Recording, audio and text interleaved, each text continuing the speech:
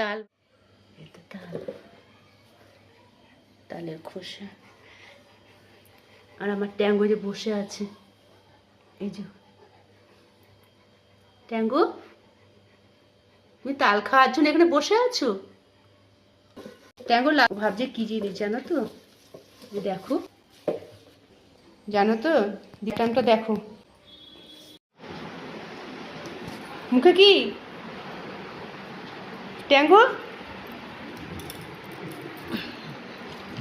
এই দেখো তাল নিয়ে চলে এসছে, দেখো তাল খাচ্ছে, দেখেছো?